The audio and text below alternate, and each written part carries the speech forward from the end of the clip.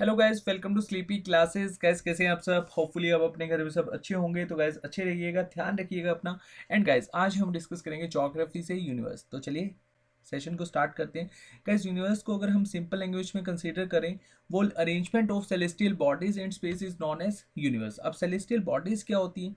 Galaxy, star, planet, satellite, eclipse, meteors, meteorites and comets, इनको हम क्या कहते हैं? Celestial bodies. और स्पेस को मैं एक एग्जांपल के थ्रू आपको समझाता हूँ। मान के चलो रात का समय है और ये यहाँ पर आप खड़े होकर स्काई को देख रहे हो, तो आपको यहाँ पर कुछ स्टार्स देखने को मिलेंगे और यहाँ पर मून देखने को मिलेगा, इकलौती सेटेलाइट है अर्थ की। और यहाँ पर खाली स्पेस आपको देखने को मिलेगा। अब ये जो खाली स्पेस है, ना तो यहाँ पर ऐसा कोई डस्ट पार्टिकल है, ना ही एयर है, ना ही लाइट है। ये स्पेस और ये जो सेलेस्टियल बॉडी वाला पार्ट है, इसको अगर हम कंबाइन कर दें, इसी को हम क्या कहते हैं? यूनिवर्स। और यूनिवर्स की हम स्टडी को क्या कंसीडर करते हैं? कॉस्मोलॉजी। और यूनिवर्स को ही हम क्या कहते हैं? कॉस्मोस। अब यहाँ पर कुछ कंसेप्ट को समझते हैं। देखिए गाइस, यूनिवर्स में टोटल गैलेक्सीज कितनी है? तो ये रफली सा फिगर है, 100 बिलियन गैलेक्सी हैं। और गैलेक्सी तीन शेप में अवेलेबल होती है, मतलब पूरे के पूरे यूनिवर्स में। एक तो जो हमारी मिल्की वे गैलेक्सी की शेप है, स्पाइरल, एलिप्टिकल, और कुछ इरेगुलर शेप होती हैं गैलेक्सीज की। और गैलेक्सी में अगर स्टार पूछा जाए, मान के चलो मिल्की वे गैलेक्सी में आपसे पूछ लिए स्टार कितने हैं, तो आपने ध्यान रखना है अराउंड 300 बिलियन स्टार्स। ठीक है जी। और अगर लार्जेस्ट गैलेक्सी में स्टार पूछा जाए तो ये है 3000 बिलियन स्टार्स। स्मॉलेस्ट गैलेक्सी में 1 लाख के आसपास स्टार्स होते हैं। अच्छा, हमारी जो मिल्की वे गैलेक्सी है, इसके नियर अबाउट सबसे कौन सी गैलेक्सी पड़ती है? एंड्रोमेडा। और एक क्वेश्चन आया हुआ था, मिल्की वे गैलेक्सी से 13 टाइम्स लार्जर गैलेक्सी कौन सी है? तो ये है आपकी मार्किनियन 348। अच्छा, मैंने भी आपको यहाँ पर बताया कि एक गैलेक्सी में बहुत सारे स्टार होते हैं। लाइक मान के चलो मिल्की वे गैलेक्सी में 300 बिलियन स्टार्स हैं। अब हर स्टार की अपनी अपनी फैमिली होती है। अब फैमिली को आप इस तरह से समझ सकते हो, जैसे हमारा सोलर सिस्टम है, इसमें कितने स्टार हैं? सन एक ही स्टार है। और सन के चारों ओर कुछ प्लैनेट चक्कर लगाते हैं, जैसे मरकरी है, वीनस है, अर्थ है, मार्स है। और यहाँ पर कुछ एस्ट्रॉयड बेल्ट आपको देखने को मिलती है। और यहाँ पर Jupiter, Saturn, Uranus and Neptune. ठीक है जी। अब ये जो प्लैनेट्स हैं, ये चारों ओर चक्कर लगाते हैं सन के। ठीक है, एक फिक्स्ड ऑर्बिट फॉलो करते हुए ये चक्कर लगाते हैं। अब ऐसा क्यों होता है? क्योंकि सन कैरी करता है सोलर सिस्टम का 99% मास। अब जितना मास ज़्यादा होगा, उतना ग्रेविटेशनल फोर्स ज़्यादा होगा। यही पॉइंट हमें यहाँ पर समझना है, क्योंकि बहुत सारे एस्ट्रोनॉमर्स की जो थ्योरी है, वहाँ पर ये कंसेप्ट काम आएगा। अब देखिए, ग्रेविटेशनल जो फोर्स ज़्यादा है सन का, उसी वजह से क्या होता है, ये ग्रेविटेशनल जोन बना लेता है। और जोन बनाने के बाद क्या होता है, सभी के सभी प्लैनेट्स एक फिक्स्ड ऑर्बिट को फॉलो करते हुए इसके चारों ओर चक्कर लगाते हैं। अब ये जो चक्कर लगाते हैं, प्रॉपर एक सर्कल शेप में चक्कर नहीं लगाते, कर्व्ड शेप होती है, या कर्व्ड पाथ आप कंसिडर कर सकते हो, एक ही बात है। ठीक है जी। अब मान के चलो हम अपनी अर्थ पर कैसे खड़े हो पाते हैं। ठीक है। अब हमारा जो मास है वो अर्थ के कंपेरेटिवली बहुत कम है, इसलिए हम यहाँ पर आराम से खड़े हो पाते हैं। ठीक है जी। स्मॉलेस्ट गैलेक्सी मैंने आपको बता दिया, 1 लाख के आसपास स्टार हैं। और जो हमारी गैलेक्सी के नियर अबाउट गैलेक्सी है, उसको हम क्या कहते हैं? एंड्रोमेडा। अच्छा, चलिए कुछ थ्योरी डिस्कस कर लेते हैं जो इम्पोर्टेंट है। फर्स्ट थ्योरी है हमारी Ptolemy theory, Claudius Ptolemy theory. इन्होंने 140 एडी के आसपास थ्योरी दी। इन्होंने क्या कहा, जो यूनिवर्स है इसमें जो एक तरह से आपको सोलर सिस्टम देखने को मिलता है, यहाँ पर जो अर्थ है वो सेंटर्ड है। मतलब इन्होंने जियो सेंट्रिक व्यू दिया था यूनिवर्स का। अर्थ क्या है? सेंटर्ड है। बाकी सभी चीज़ें जो सन है हमारा, वो भी अर्थ के चारों ओर चक्कर लगाता है। ये थ्योरी आई थी अप्रोक्स 140 एडी में। उसके बाद कौन सी थ्योरी हमें देखने को मिली? Nicholas Copernicus. ये 1543 एडी में आई। इन्होंने क्या कहा? इन्होंने कहा कि जो व्यू है वो है हेलियोसेंट्रिक। हेलियोसेंट्रिक का मतलब क्या होता है? सन सेंटर्ड है और जो अर्थ है वो रिवॉल्व कर रही है। हालांकि ये भी थ्योरी कंप्लीट नहीं थी, ठीक है जी। उसके बाद नेक्स्ट थ्योरी देखते हैं, नेक्स्ट थ्योरी में हमें क्या देखने को मिला, ये सबसे इंपॉर्टेंट है, न्यूबलर हाइपोथेसिस थ्योरी। अच्छा, यहाँ पर एक चीज़ ध्यान रखना, जो ये एस्ट्रोनॉमर हैं इनके नाम पूछे जाते हैं। तो निकोलस कोपरनिकस की कौन सी थ्योरी थी, सिंपल लैंग्वेज में मैंने आपको यहाँ पर बताया, ये नेम याद रखना सभी के सभी पर्सन्स के, ठीक है। तो न्यूबलर हाइपोथेसिस थ्योरी को समझना ये सबसे इंपॉर्टेंट है। गाइस हुआ क्या, ये डस्ट पार्टिकल्स की एक आप ऐसे समझो, ये डस्ट पार्टिकल्स हैं, ठीक है, सारे के सारे ये डस्ट पार्टिकल्स हैं, ठीक है, और ये रोटेट कर रहे हैं। अब यहाँ पर जो डस्ट पार्टिकल में गैस प्रेजेंट है, हीलियम और हाइड्रोजन, ये ज़्यादा मात्रा में प्रेजेंट है, और कुछ गैस बहुत ही कम मात्रा में प्रेजेंट है, जैसे ऑक्सीजन हो गई, नाइट्रोजन हो गई और कार्बन हो गई, ठीक है, ये बहुत ही कम मात्रा में प्रेजेंट है। अब यहाँ पर हुआ क्या, ये जो गैसेस हैं ये चारों ओर मतलब एक तरह से घूम रही है, मतलब रोटेट कर रही हैं, ठीक है, स्पिन कर रही हैं। अब इसमें जो हैवी मटेरियल है वो अंदर की ओर चला जाएगा, ठीक है, कोलिजन होगा यहाँ पर, ड्यू टू ग्रेविटी ये अंदर की ओर चला गया, और जब ये अंदर की ओर चला गया तो यहाँ पर एनर्जी रिलीज होगी, और एनर्जी जब रिलीज होगी तो यहाँ पर क्या बन जाएगा, सन। यहाँ पर देखिए ये एनर्जी रिलीज हुई और यहाँ पर क्या बना, सन। और इसके चारों ओर ये जो गैसियस पार्टिकल्स घूम रहे थे, ये बाद में चलकर क्या बने, प्लैनेट्स। अच्छा, इसको ध्यान से समझिएगा, ये धीरे धीरे जो स्पिन हो रहा था, फिर आपने एक कंसेप्ट सुना होगा फिजिक्स में, आई थिंक 8th 9th में आ जाता है, सेंट्रीफ्यूगल फोर्स। इसके थ्रू समझिएगा इसको। अब होता क्या है, जैसे हमने क्लास में जब हमारे टीचर्स ने समझाया था, तो एक सेंट्रीपिटल फोर्स होता है, एक लट्टू होता है जिसको हम थ्रेड से बांध देते हैं और उसको घुमाते हैं, ठीक है। एक नॉर्मल स्पीड पे अगर हम उसको घुमाएंगे तो प्रॉपर वो उसी शेप में घूमता रहेगा, ठीक है। वो क्या होती है, सेंट्रीपिटल फोर्स। जैसे ही हमने अपने हाथ का जो मूवमेंट है वो चेंज करा, तो वो एकदम से चेंज हो जाएगी, उसकी शेप ही चेंज हो जाएगी, मतलब वो बाहर की तरफ जाने की कोशिश करेगा। जब वो बाहर की तरफ जाने की कोशिश करेगा तो उसको क्या कहते हैं, सेंट्रीफ्यूगल फोर्स। अगर एक ही डायरेक्शन में मूव कर रहा है तो उसको हम क्या कहते हैं, सेंट्रीपिटल फोर्स। जैसे आपने जो मिल्क डेयरीज होती हैं, ठीक है, वहाँ पर आपने देखा होगा जो दूध में ऐसे उसको मशीन में डालते हैं और घुमाते हैं, वो एक तरह का यही है, सेंट्रीपिटल और सेंट्रीफ्यूगल फोर्स के थ्रू ये सब प्रोसेस होता है, ठीक है। इसको इस तरह से समझिए कि जो डस्ट पार्टिकल हैं ये सेंट्रीफ्यूगल फोर्स के थ्रू ये बाहर जाते रहे, जब जा रहे थे तो ये यहाँ पर डस्ट पार्टिकल इस तरह से घूमने लगे, और घूमते घूमते यहाँ पर एक टाइम ऐसा आया जब प्लैनेट्स बन गए, ठीक है। और ये क्या है, हल्की चीज़ बाहर आई, आप ऐसे समझो हल्की चीज़ बाहर आई, और इन्होंने रिंग ऑफ गैसेस के थ्रू बनते बनते बाद में चलकर प्लैनेट्स बन गए, ठीक है। बहुत ही सिंपल सी थ्योरी है। पहले यहाँ पर क्या हुआ, एक डस्ट पार्टिकल्स थे, ठीक है, और ये रोटेट कर रहे थे। जब ये डस्ट पार्टिकल रोटेट कर रहे थे तो जो इसमें से हैवी मटेरियल था, ड्यू टू ग्रेविटी ये अंदर ही रह गया, और कोलिजन की वजह से जब एनर्जी रिलीज हुई तो बाद में चलकर यहाँ क्या बन गया, सन। और सेंट्रीफ्यूगल फोर्स की वजह से कुछ जो डस्ट पार्टिकल हैं वो बाहर की तरफ निकले, और बाहर की तरफ निकलने की वजह से इन्होंने यहाँ पर क्या बना दिए, प्लैनेट्स बना दिए, ठीक है जी। ये आप यहाँ पर पढ़ सकते हो, ठीक है, इजी लैंग्वेज में मैंने आपको यहाँ पर बता दिया, ठीक है। चलिए उसके बाद देखते हैं बाइनरी थ्योरी। अब बाइनरी थ्योरी काफ़ी इंपॉर्टेंट है। देखिए, एक मान के चलो यहाँ पर बाइनरी थ्योरी में क्या कंसेप्ट दिया गया, एक सन है, सन के पास एक स्टार है, ठीक है। यहाँ पर मान लो कि ऐसे समझो, यहाँ समझो ये एक स्टार सन है, और यहाँ पर मान लो एक स्टार है, ठीक है जी। अब ये स्टार जैसे जैसे इसके पास आ रहा है, ठीक है, और इस जो स्टार का ग्रेविटेशनल फोर्स वो बहुत ज़्यादा है,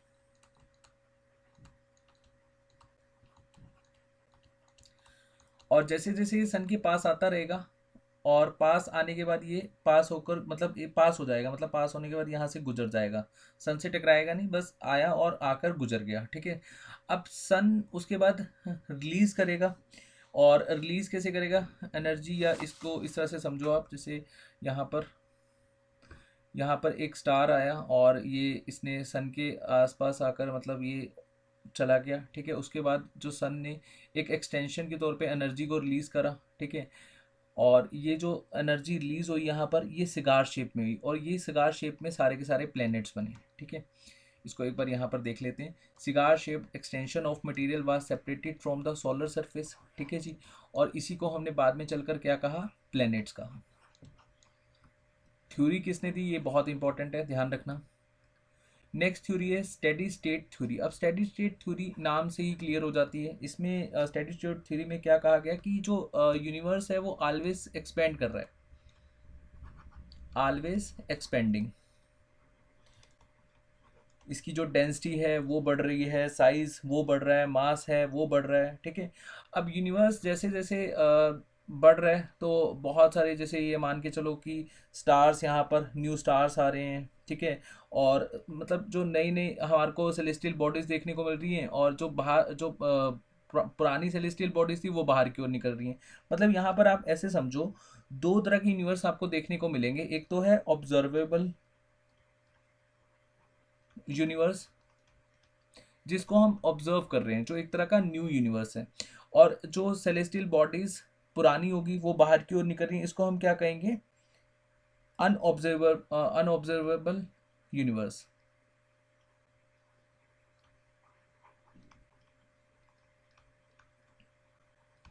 ना तो इसकी कोई बिगनिंग है ना ही एंड है, ये बस ऑलवेज एक्सपेंड कर रहा है। ये कहना था स्टेडी स्टेट थ्योरी का। अब देखिए ये थ्योरी है, इनके बारे में हम शॉर्टकट में क्यों पढ़ रहे हैं, क्योंकि ये इतनी इंपॉर्टेंट नहीं, लेकिन फिर भी हमें कंसेप्ट पता होना चाहिए। अब इसके बाद की जो थ्योरी है हबल।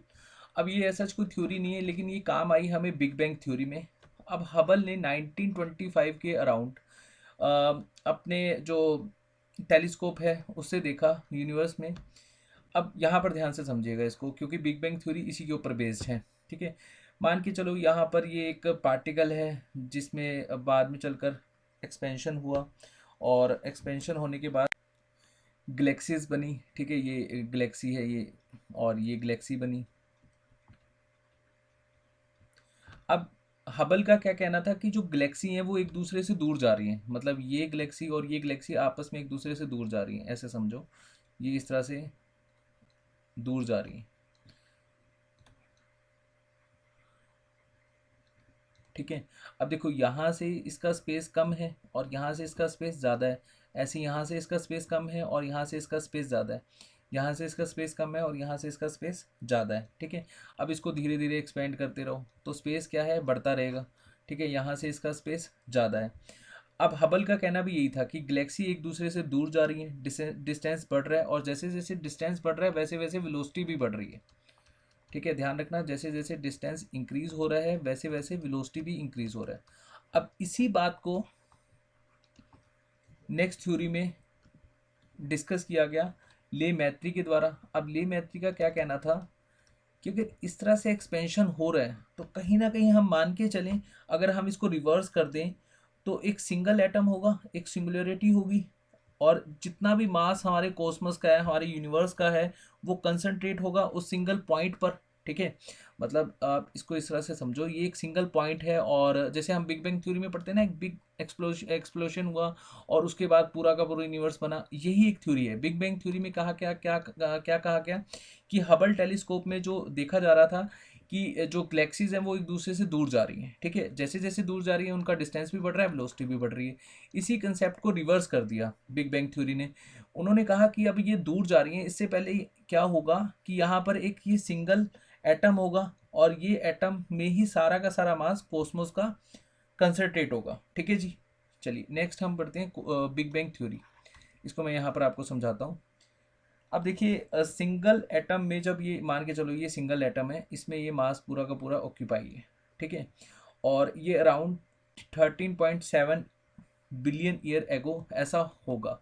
ये कैलकुलेट करा प्रॉपर ले मैत्री ने, ऐसा नहीं आप समझो कि अपनी तरफ से ये थ्योरी है, प्रॉपर एक कैलकुलेट करा गया। जिस तरह से वेलोसिटी बढ़ रही थी गैलेक्सीज की, और डिस्टेंस बढ़ रहा था, उसके हिसाब से कैलकुलेट करा गया कि कितने साल पहले यहाँ पर एक सिंगल पॉइंट पर सारा का सारा कॉस्मोस का मास कंसंट्रेट होगा, ठीक है। अब ये जो ये पॉइंट है, इस पॉइंट में हुआ क्या, इसका साइज धीरे धीरे इंक्रीज होना शुरू हो गया। अब साइज इंक्रीज हुआ तो ग्रेविटेशनल फोर्स बढ़ने लग गया। अब यहाँ पर ग्रेविटेशनल फोर्स बढ़ा तो पार्टिकल आपस में कोलाइड करना शुरू कर गए, पार्टिकल का कोलिजन शुरू हो गया। अब पार्टिकल के कॉलिजन के बाद जो ये यहाँ पर ये आपको पॉइंट देखने को मिल रहा है, ये पॉइंट मैंने बहुत बड़ा बना दिया, बहुत छोटा पॉइंट है, ठीक है। इस पॉइंट को आप ऐसे समझो ये कन्वर्ट हो गया फायरबॉल में, और बाद में कुछ समय के बाद ये बहुत ही माइक्रो सेकेंड का ये टाइमर है, ठीक है, मैं भी आपको बताता हूँ। ये फायरबॉल ब्लास्ट हो गया, और ब्लास्ट होने की बाद ये बना यूनिवर्स, ठीक है जी। मतलब ये एक सिंगल पॉइंट है, एक सिंगल एटम है, इसका साइज धीरे धीरे इंक्रीज हुआ, ग्रेविटेशनल फोर्स जैसे जैसे बढ़ा, पार्टिकल कोलाइड कर गए, कोलाइड करने के बाद ये फायरबॉल में एकदम बदल गए, मतलब यहाँ पर बहुत ही आप ऐसे समझो कि कन्वर्ट हो गया फायरबॉल में, ठीक है, इसको ऐसे ऐसे समझ लो आप। और बाद में ये जब ब्लास्ट करता है तो ब्लास्ट करने के बाद क्या होता है, यूनिवर्स बन जाता है। अब बिग बैंग थ्योरी को आप एक पॉइंट से ऐसे समझ सकते हो, जैसे अगर हम इसको डिटेल में समझे ना, तो इसको हम दो पार्ट्स में डिवाइड करते हैं, एक तो है रेडिएटिव इरा और एक है मैटर इरा। अब रेडिएटिव इरा के बाद जब मैटर इरा आया तो उसके बाद पता लगा, अब जैसे हम कहते हैं ना कि जो हमारा एनर्जी है उसको ना तो हम डिस्ट्रॉय कर सकते ना ही क्रिएट कर सकते, ऐसे ही आप यहाँ पर समझो, ये एक छोटा सा मास है, ना तो हम इसको डिस्ट्रॉय कर सकते ना ही क्रिएट कर सकते, ठीक है। अब ये पूरा का पूरा कंसेप्ट है रेडिएटिव इरा और मैटर इरा को, ये काफ़ी डिटेल में चले जाएंगे हम, अभी के लिए हम इसी फॉर्मेट में समझते हैं। अब पार्टिकल जो इन पार्टिकल्स में न्यूक्लियर फ्यूजन हुआ था, ये ध्यान रखना, न्यूक्लियर फ्यूजन। अब न्यूक्लियर फ्यूजन होने के बाद जो यहाँ पर हॉट बॉडीज थी वो क्या बन गई, स्टार, और जो यहाँ पर कूल हुई वो क्या बन गए, प्लैनेट्स। अब ये जो कंसेप्ट था बिग बैंग थ्योरी का, इसके बारे में फर्स्टली पता लगाया था 2001 में, ठीक है। हालांकि बिग बैंग थ्योरी के बारे में नहीं पता लगाया था, हबल टेलीस्कोप के बारे में पता लगाया था, कि एक्चुअली में हबल टेलीस्कोप ने जो कहा कि भाई जिस तरह से यूनिवर्स में गैलेक्सीज एक दूसरे से दूर जा रही हैं, और जैसे जैसे दूर जा रही हैं वैसे वैसे वेलोसिटी बढ़ रही है, क्या ये सही है? तो 2001 में यहाँ पर जो मैप है, मैप को हम कहते हैं माइक्रोवेव एनिसोट्रॉपी प्रोब, यहाँ पर इसकी फुल फॉर्म लिखी हुई है, NASA project called map microwave anisotropy probe. ये 2001 में नासा के द्वारा पता लगाया गया कि जो डिस्टेंस है वो वाकई में इंक्रीज हो रहा है, तो ये बिल्कुल ये पॉइंट बिल्कुल सही हुआ, ठीक है जी। तो इससे कुछ आइडिया लगा कि हाँ, कहीं ना कहीं बिग बैंग थ्योरी, जितनी भी थ्योरीज अभी तक आई हैं उससे सही है। अब बिग बैंग थ्योरी के पॉइंट ऑफ व्यू से एक चीज़ और हम देख लेते हैं, कि जो हाईली एक्सपेंशन हो रहा था, मतलब रैपिडली एक्सपेंशन हो रहा था, उसमें जब ये लाइट एनर्जी निकली फर्स्ट टाइम,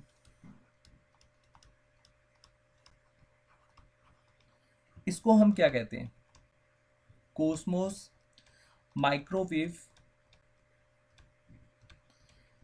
बैकग्राउंड रेडिएशन। अच्छा, ये क्वेश्चन पूछा हुआ था, कोस्मोस माइक्रोवेव बैकग्राउंड रेडिएशन, ये एक फर्स्ट लाइट है यूनिवर्स की, इसको फर्स्ट टाइम किसने डिस्कवर करा था, विल्किंसन ने।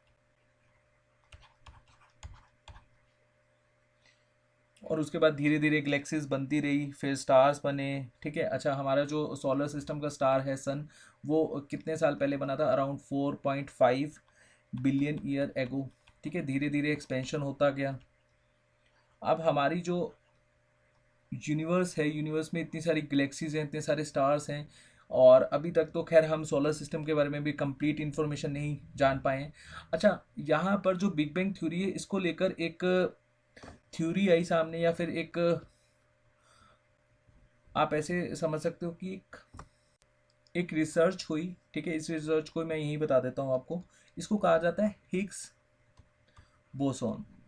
अब हिग बोसोन क्या था, ये एक स्विट्ज़रलैंड जिनीविया में जो European centre for nuclear research centre है, मतलब CCRN के नाम से, इन्होंने सभी के सभी साइंटिस्ट, दुनिया भर के सभी साइंटिस्ट को इकट्ठा करा 2008 के आसपास, ठीक है। और यहाँ पर इन्होंने जो बिग बैंग थ्योरी है उसको एक बार अच्छे से देखने की कोशिश करी, ठीक है। अब यहाँ पर आप समझिए हिग बोसन। अब ये एक हिस्टोरिकल मेगा एक्सपेरिमेंट था जो कि सक्सेसफुली कंडक्ट करवाया गया 100 फीट डीप और 27 किलोमीटर लॉन्ग टनल में। और इसमें हुआ क्या, LHC, ये याद रखना, Geneva Switzerland by European centre for nuclear research, जैसे कि मैंने आपको बताया। अब 30 मार्च 2010 में ये इन्होंने एक मिस्ट्री को सॉल्व करा। हालांकि कंप्लीटली सॉल्व नहीं कर पाए हैं, ये नहीं बता पाए कि ये जो पॉइंट था, इस पॉइंट से एक्सपेंशन कैसे आया। अब मैंने आपको बताया था ना, दो कंसेप्ट हुए थे यहाँ पर, रेडिएटिव मैटर एंड मैटर इरा। तो मैटर इरा में जो प्रोटॉन एक बार जब हमारा प्रोटॉन पार्टिकल फॉर्म्ड हुआ था, उसके बाद की ये थ्योरी है सारी की सारी, ठीक है जी, हिग बोसन थ्योरी। अब हिग बोसन थ्योरी 2010 में इन्होंने इसको एक तरह से अनरेवल किया, ठीक है, मिस्ट्री जो थी यूनिवर्स की, यूनिवर्स कैसे बना, किस तरह से एक्सपैंड हुआ। तो इसमें 1000 साइंटिस्ट के आसपास पार्टिसिपेट करते हैं। और इस एक्सपेरिमेंट में जैसे कि मैंने आपको बताया था, प्रोटॉन बीम यहाँ पर इन्होंने सेम वेलोसिटी की यहाँ पर कोलाइड करवाया, और जिससे प्रोड्यूस हुआ हिग्स बोसन। और इसी को ही कहा जाता है गॉड पार्टिकल्स, ठीक है। गॉड ही जानते हैं किस तरह से यूनिवर्स बना, ठीक है। लेकिन ये एक तरह से प्रयास था कि पता लगाया जाए कि यूनिवर्स का फॉर्मेशन कैसे हुआ। इसको डार्क मैटर भी कहा जाता है, डार्क एनर्जी भी कहा जाता है, एक्स्ट्रा डिमेंशन, हिग बोसन, या फिर गॉड पार्टिकल्स, ठीक है जी। और ये जो एक्सपेरिमेंट था, इसमें साइंटिस्ट ट्राई कर रहे हैं कि जो फिनोमिना है हमारे यूनिवर्स का, वो उसको हम सॉल्व कर दें, ठीक है। तो ये काफ़ी इंपॉर्टेंट है, पूछा जाता है 2010 में कौन सा एक्सपेरिमेंट करा गया था बिग बैंग थ्योरी को, बिग बैंग थ्योरी की मिस्ट्री को सॉल्व करने के लिए, ठीक है। हालांकि बिग बैंग थ्योरी की जो कंसेप्ट है उसको हम सही मानते हैं कंपैरेटिवली जितनी भी थ्योरीज आई थी, ठीक है। बाकी जो बाकी थ्योरीज हैं उसको हम गलत नहीं मानते हैं, उससे भी हम कुछ ना कुछ यहाँ पर हमने पता लगाया। अब यहाँ पर देखिए big crunch theory, big crunch theory को हम पल्सेटिंग थ्योरी भी कहते हैं। पल्सेटिंग थ्योरी का मतलब होता है यूनिवर्स इज पल्सेटिंग, मतलब एक्सपैंड भी कर रहा है और साथ साथ श्रिंक भी कर रहा है, ठीक है। मतलब मान के चलो कि एक बार तो यूनिवर्स एक्सपैंड कर जाएगा, फिर यूनिवर्स श्रिंक कर जाएगा, फिर बाद में एक्सपैंड करेगा, फिर श्रिंक करेगा। मतलब ये कहना था बिग क्रंच थ्योरी का। इसको पल्सेटिंग थ्योरी भी हम कहते हैं, ठीक है। तो रीच जीरो, उसके बाद फिर से रिफॉर्मेशन होगा यूनिवर्स का, और फिर जीरो होगा, फिर रिफॉर्मेशन होगा, तो यही प्रोसेस चलता रहेगा। तो जो हिग बोसन थ्योरी है इसको अच्छे से एक बार देख लेना। उसके बाद एक हम यहाँ पर टेलीस्कोप के बारे में पढ़ेंगे, James Webb space telescope, JWST। ये इंपॉर्टेंट क्यों है, इन्होंने रिप्लेस करा था या फिर सक्सेसर इंस्ट्रूमेंट आप कह सकते हो, हबल स्पेस टेलीस्कोप या फिर स्पाइट्जर स्पेस टेलीस्कोप। और इस टेलीस्कोप से, जेम्स वेब स्पेस टेलीस्कोप से हम क्या ऑब्जर्व करेंगे, जो मोस्ट डिस्टेंस्ड इवेंट है और जो ऑब्जेक्ट है हमारे यूनिवर्स के, और जैसे कि पहली गैलेक्सी का फॉर्मेशन कैसे हुआ, ये हम पता लगाने की कोशिश करेंगे इस टेलीस्कोप से, ठीक है। तो गैलेक्सी क्या है, मैं आपको बता चुका हूँ, ग्रुप ऑफ स्टार्स हैं। ये हम नेक्स्ट क्लास में बहुत अच्छे से डिस्कस करेंगे, नेक्स्ट सेशन में, ठीक है। और इसमें बहुत सारा कंसेप्ट है, ठीक है, स्टार्स और गैलेक्सी के पॉइंट ऑफ व्यू से हम समझेंगे। और बिग बैंग थ्योरी में हमने क्या देखा कि गैलेक्सी का जैसे जैसे डिस्टेंस इंक्रीज हो रहा था, इनिशियल पॉइंट में जो कॉस्मोस था वो हमने डिस्कस किया। हाइड्रोजन एंड हीलियम का बहुत इंपॉर्टेंट रोल है, ठीक है। और जो यूनिवर्स है उसका फॉर्मेशन कब हुआ था, 13.7 बिलियन ईयर्स एगो, ठीक है जी। और ये हमने पहली बार कंसीडर कब किया था, पी हबल टेलीस्कोप से। उसके बाद हमने बिग बैंग थ्योरी को डिस्कस किया।